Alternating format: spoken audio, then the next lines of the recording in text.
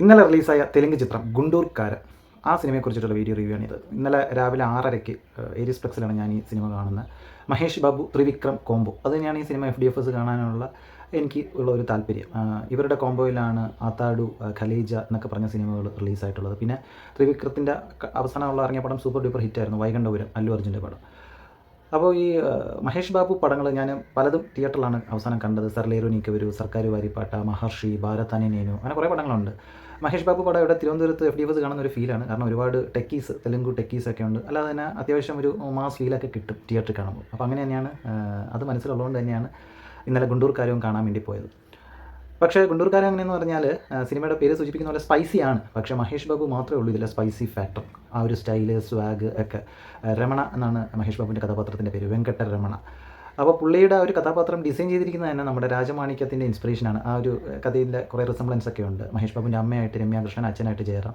പക്ഷേ രമ്യാകൃഷ്ണൻ ഒരു പ്രത്യേക സാഹചര്യത്തിൽ മകനെ വിട്ടിട്ട് പോകും, വേറെ കല്യാണം കഴിക്കും. മഹേഷ് ബാബുവിന് ഇടത് കണ്ണിന് കുറച്ച് പ്രശ്നമുണ്ട്. അപ്പോൾ ഇതൊക്കെ കാണുമ്പോൾ നമുക്ക് രാജമാണിക്യം ഒരു റിസംബ്ലൻസ് തോന്നും. പക്ഷേ സിനിമയായിട്ട് വരുമ്പോൾ സ്ക്രിപ്റ്റ് ഭയങ്കര വീക്കായിരുന്നു. ഈ പറഞ്ഞ മഹേഷ് ബാബുവിന് ഉള്ള കുറച്ച് മാസ് സീൻസ്, സ്റ്റൈല്, സ്വാഗ് അല്ലാതെ ത്രിവിക്രത്തിൻ്റെ സ്ക്രിപ്റ്റ് ഭയങ്കര ലേസി സ്ക്രിപ്റ്റായിരുന്നു.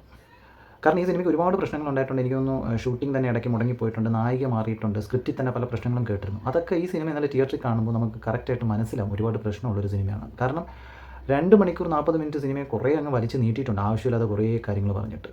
മഹേഷ് ബാബുവിനെ കൂടാതെ ഞാൻ പറഞ്ഞല്ലോ, ജയറാമുണ്ട്, രമ്യാകൃഷ്ണനുണ്ട്, പ്രകാശ് രാജുണ്ട്. പക്ഷേ ഈ പറഞ്ഞ കഥാപാത്രങ്ങളെല്ലാം ഒരു ഡമ്മി പീസുകളായിട്ടാണ് എനിക്ക് തോന്നിയത്. ഇതിൽ അമ്മ മകൻ സെൻറ്റിമെൻറ്റ്സ് ഒക്കെ വർക്കൗട്ട് ചെയ്യാൻ ഇവർ ശ്രമിച്ചിട്ടുണ്ട്. പക്ഷേ ഒരു തരത്തിലുള്ള ഇമോഷനും കാണുന്നത് നമുക്ക് തോന്നില്ല. പിന്നെ നായിക ശ്രീലീലയാണെങ്കിൽ ക്യൂട്ട്നെസ് വാരി വിതറാൻ വേണ്ടി ഒരുപാട് ശ്രമിച്ചിട്ടുണ്ട്. ചിലപ്പം തെലുങ്കിലൊക്കെ ഒരുപാട് ഫാൻസ് ഉള്ളതുകൊണ്ടായിരിക്കാം.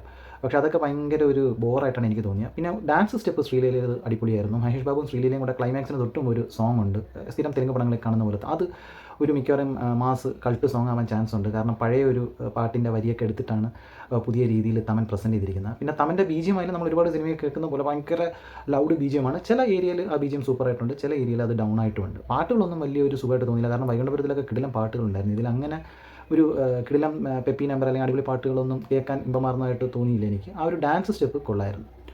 മഹേഷ് ബാബുവിനെ സംബന്ധിച്ച് ആ ഒരു ഇൻട്രോ, ലുക്ക്, സ്റ്റൈല്, പുള്ളിയുടെ സ്റ്റൈലും സ്വാഗും മാസം കാണാൻ തന്നെയാണ് പലരും തിയേറ്ററിൽ പോകുന്നത്.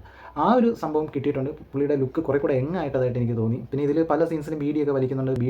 രജനീകാന്തിനെ പോലെ ബീഡി കത്തിക്കുന്നതിനൊരു സ്റ്റൈലുണ്ട്, തീപ്പെട്ടിയൊക്കെ ഇങ്ങനെ എറിഞ്ഞിട്ട് പിടിക്കുന്ന ആ ഒരു സംഭവമൊക്കെ കൊള്ളായിരുന്നു. ആക്ഷൻ ആയാലും കുഴപ്പമില്ലായിരുന്നു. പിന്നെ മഹേഷ് ബാബുവിന് തന്നെ പഴയ കുറേ പടങ്ങളുടെ ഡയലോഗൊക്കെ റെഫറൻസ് ആയിട്ട് എടുത്തിട്ടുണ്ട്, പോക്കിരിയൊക്കെ. അങ്ങനെ മഹേഷ് ബാബു ഫാൻസിനുള്ള ഒരു ട്രീറ്റ് ഉണ്ട്. പക്ഷേ ഒരു ഫാമിലി മെലോ ഡ്രാമയ്ക്ക് ശ്രമിച്ച് ഭയങ്കരമായിട്ട് പടം ഡൗണും ആയിട്ടുണ്ട്. എന്നെ സംബന്ധിച്ചൊരു ബിലോ ആവറേജ് ഫീലായിരുന്നു. അതും മഹേഷ് ബാബുവിൻ്റെ ആ ഒരു സ്ക്രീന് പ്രസൻസ്, സ്വാഗ്, സ്റ്റൈലൊക്കെ വെച്ചിട്ടാണ്. അല്ല, ത്രിവിക്രം പടം എന്നുള്ള നിലയ്ക്ക് ഭയങ്കര നിരാശയാണ് തോന്നിയത്. അപ്പോൾ ഗുണ്ടൂർക്കാരൻ നമുക്ക് അധികം എരിവില്ലാത്ത ഒരു സിനിമയാണ്. ഈ പടം OTTയിലൊക്കെ വരുമ്പോൾ കണ്ടു നോക്കാം. അല്ലാതെ ഭയങ്കര ഒരു സിനിമ ത്രിവിക്രം മഹേഷ് ബാബു കോംബോയിൽ കിടിലം സിനിമകൾ പറയുന്ന കൂട്ടത്തിലൊന്നും ഈ സിനിമ പറയുന്നില്ല. ത്രിവിക്രത്തിൻ്റെ ഫിലിമോഗ്രഫി തന്നെ വളരെ താഴ്ന്ന ഒരു സിനിമയായിട്ടാണ് ഗുണ്ടൂർക്കാരത്തിന് എനിക്ക് തോന്നിയത്. ഇതാണ് ഈ സിനിമയെക്കുറിച്ചിട്ടുള്ള എൻ്റെ അഭിപ്രായം. ഈ റിവ്യൂ ഇഷ്ടപ്പെട്ടിട്ടുണ്ടെങ്കിൽ ശ്രീ സ്റ്റോക്കീസ് ചാനൽ നിങ്ങളെ ലൈക്ക് ചെയ്യും, കമൻറ്റ് ചെയ്യും, സബ്സ്ക്രൈബ് ചെയ്യും. മറ്റൊരു വീഡിയോ ആയിട്ട് ശ്രീ സ്റ്റോക്കീസ് കൂടി പിന്നീട് കാണാം.